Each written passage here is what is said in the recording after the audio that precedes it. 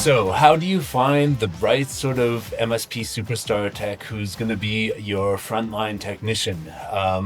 This is something that we see a lot of MSPs making mistakes in when hiring people because they focus on the wrong stuff.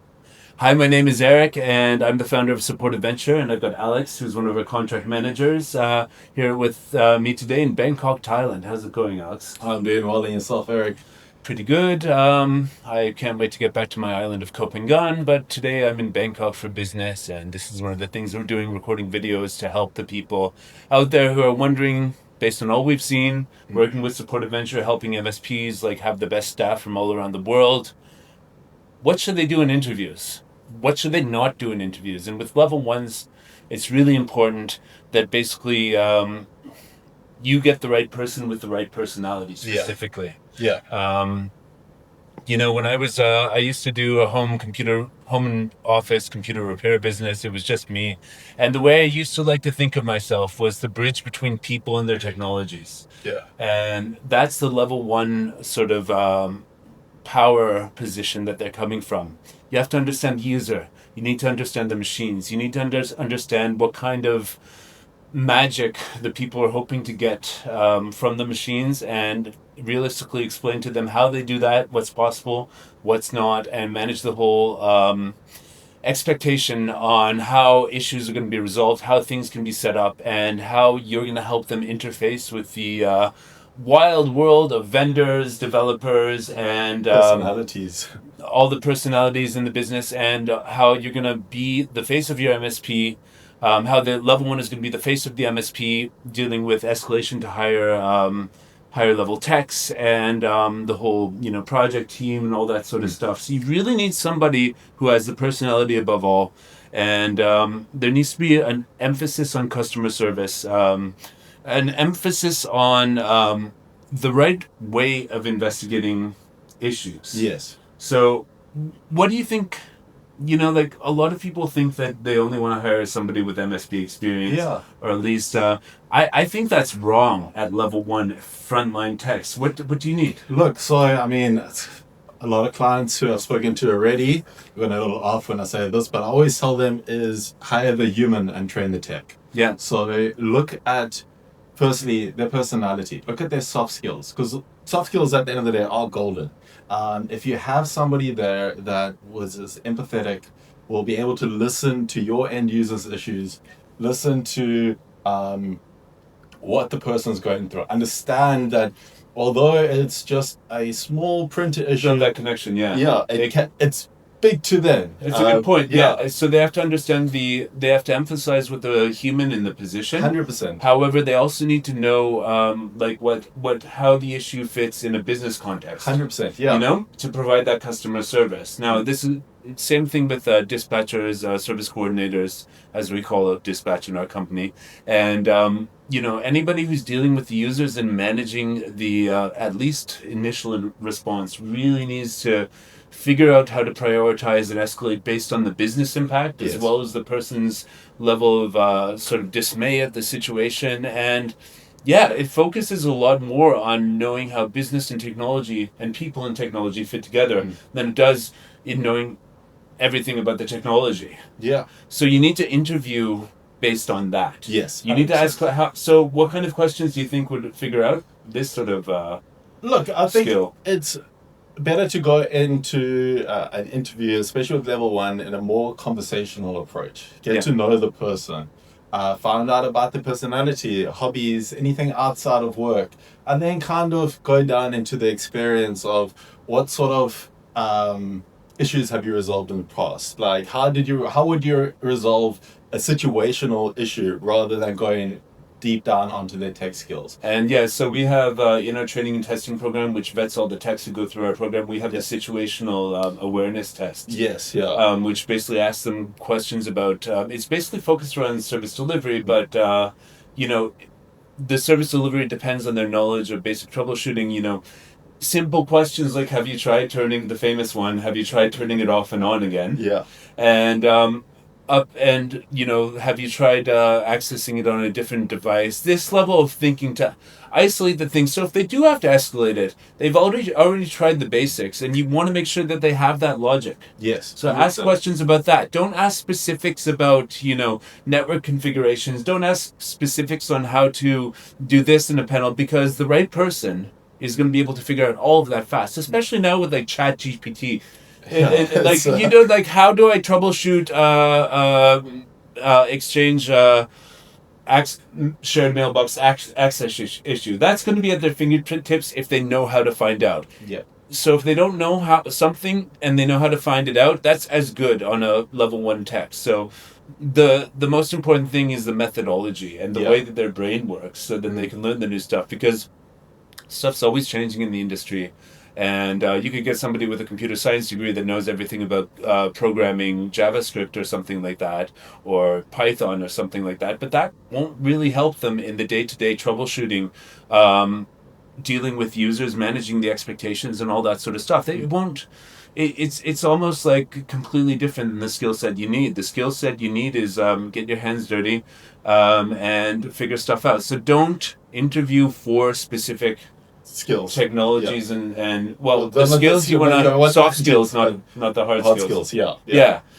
And okay, and you also want to make sure that they will rely on the rest of your team. If they don't know how to solve things and they've given it a good try, then will they ask the right questions and follow the correct escalation protocols? If they're escalating to a level 3 tech who will know the issue likely or know about the systems perfectly, will they be able to write an escalation ticket transfer or live escalation chat message that actually allows that person to come in with their expert knowledge and save the day? Yeah, what's the handover notes like? What's the ticket writer notes like? Yeah. Are they gathering all the information that's required? So you want them to have an awareness on how they should rely on the rest of the team, because they can know it. Nobody can know everything. Yeah, I mean, it's as a level 1, they tend to want to try and resolve tickets. They want to get that sense of accomplishment, and you want to make sure that they are aware that if they escalate, it's not losing out on that ticket. You passing it over to somebody with you handing over responsibility to somebody that can resolve that ticket. Yeah, and also taking being realistic about, like, okay, I'm going to have to escalate this ticket. This looks like it's a vendor issue, i.e. Microsoft has some issues with their system. I'm going to escalate to them. Or it seems like that project that we did last week might be leading to this. I don't know the answer to this problem, but I'm going to escalate this to somebody who does. And valuing that sort of, rather than being a people pleaser in the wrong way and saying, hey, we're definitely going to get this fixed as soon as possible and stuff like that. Be realistic and judge the situation for what it is.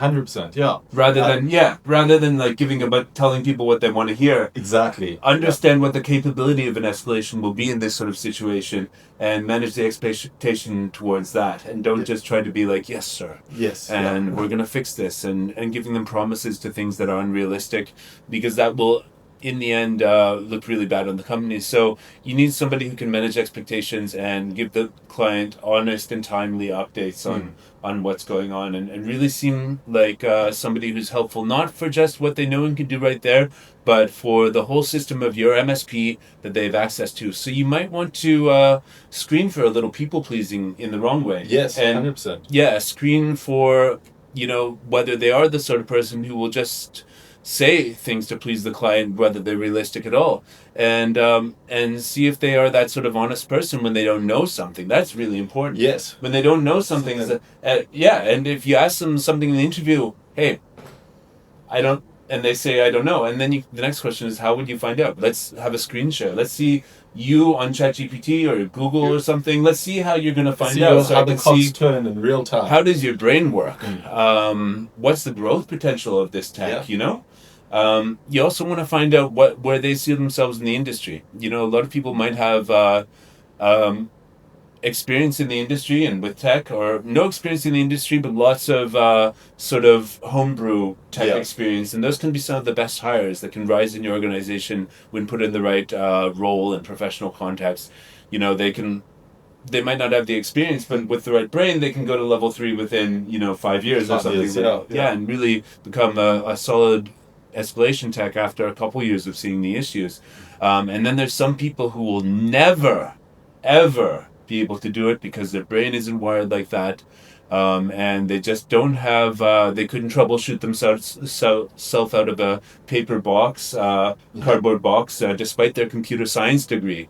So have some questions which sort of like figure out which one of those they are, where on that spectrum are they, and figure out whether if you've seen a resume or as you get with support venture, a candidate profile, are the technologies they included on there, what does it mean to have VMware on your resume? What does it mean to have Office 365 on there? It can mean so much. And so figure out if they're just the sort of person who puts on buzzwords there because they know that that's going to get them flagged as someone who's right for the position, or have they actually on their own time at home messed around with VMware? Messed around with Office 365, signed up for their own trial accounts, free accounts, so on and so forth. Are they curious? Curiosity is something you want to see. Yeah. It's a big trait that you want to see. Not only for that, so if a technician does escalate something out, is he going to go back and review those notes to see how that escalation tech resolved that? Yeah, reverse escalations are really important, and it's something we don't see a lot of MSPs, really like including as part of their sort of like internal processes. Yeah. It's super helpful. Way to grow people. Because it provides that tech great insight, firstly, to see how, at the end of the day, that ticket was resolved. Next time he or she receives a ticket like that, they instantly know, hey, wait, this technician did that. Let me troubleshoot. Let me see if I can follow those same steps. Or they know exactly, well, that senior escalation tech was the one that resolved it. I can reach out to them for assistance on this. And it's having that curiosity in the first place to dig a bit deeper and see how to resolve tickets and how to ultimately grow as a technician. Yeah, and another thing I want to talk about is like how well organized can they be? Because your frontline really needs to be well organized. We talked about ticket notes and escalations and stuff like that. But, if you told this person, hey, it's quiet today, we want you to go through IT Glue and update everything, check everything, the passwords. Are they going to have that sort of like will to do that sort of work? Yes. That holds the service desk together, And are they going to have the detail-oriented approach that they can focus on that sort of thing? You want somebody who is willing to do that stuff and is actually, pretty decent at it if they give it a shot. Yeah. Because the front line has to take details like that and make sure that they're set up well for the whole team, even if that means flagging, the project documentation from the week before that's actually incorrect. Do they have an understanding of what that project was and how it needs to be documented for their frontline team to actually support that stuff? Can you give them that sort of work? So have some questions in your interviews that actually figure out if they're the sort of person who can understand the MSP service desk and the whole team as a whole and where they can fill in. You'll have to assign them the tasks. This is something that we call them auxiliary tasks. A lot of MSPs don't have this written up, but and then the techs are sitting there doing nothing when it gets quiet, between Christmas and New Year's and so on and so forth in the summer and stuff like that. Yeah, guys, like you need to have like a great environment for these people and ways that they can provide value to the team, even as a frontline tech, in a part of your system. So make sure you've got a team player there. Yeah, team player is a key word. Who wants to lean on the rest of the team to grow.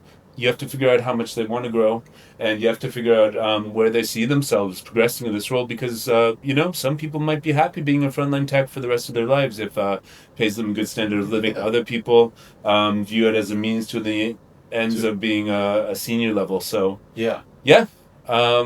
Ultimately, your level ones are your ticket killers. It's it can be quite ticket a stressful killers, meaning environment. they just can knock out ticket after ticket after ticket, and knowing when they can't do something, knowing when to escalate. So you can guide them by saying, okay, 15 or 30 minutes, and you have to start escalating. Send out a chat message to the team. If you get a response in another 15 minutes, then if you don't get a response that helps us solve the ticket in another 15 minutes, pass it back to dispatch. That's what we call a hybrid, write up the ticket completely, pass it back to dispatch. That's what we call a hybrid escalation, which is the most efficient Yeah. in using everybody's time and allowing the junior techs for growth. And you just need to make sure they're the team players. So I think, yeah, basically you want to have a good conversation with these people that say, like, we value you. This is an important job. You're the face of the company. We need you to be good with clients. And we need you to really provide them with an accessibility to our entire company. Yeah. And do you understand that? And how are you going to bring your personality to make the clients feel most benefited by working with our MSP versus some of the others? And if you interview like that and you find that person who seems to have the right head on their shoulders, the right blend of communication and soft skills, understanding of the client's needs, then you'll have a winner there. But if you ask a bunch of questions in your interview which are not addressing these subjects, your hires are going to be hit and miss. Yeah, definitely. Look, soft skills are very important. Like Eric said, they're going to be chatting to your end users. They essentially are going to be the face of the company in some way or manner because the ticket goes to them first. And you want to have somebody that understands the human part of a ticket and Absolutely. understands the human interaction there, that can kind of de-escalate the situation if needed, and also not be a people pleaser at the same time. Yeah, so it's all about that. Guys, good luck interviewing and just watch for the human dimension. And that's what we do when we're vetting techs in our training and testing program. So just to plug Support Adventure a bit, we get thousands of people every month from around the world applying. Every week. Yeah, it's like about 1,000 a week or something. Yeah. So, and we filter through all those people, finding the ones with the charisma and the right type of thinking and problem-solving skills that you need for your MSP. If you're interested in becoming a client, if you're interested in being one of those people, apply on our website. If you want to become a client, apply on our website. And we currently have a fast track call, which allows you to go straight to Alex right here, Yeah. and do a 90-minute call where we'll figure out if you and Support Adventure are the right match, and if we can move forward with finding you some MSP ticket crushing superstars. Yeah. Some ticket killers. All right, so thanks a lot, Cool. guys, and yeah, let us know in the comments if we've missed anything that you find is really good when interviewing level 1 techs, and happy hiring. We'll catch you later. Cheers, guys.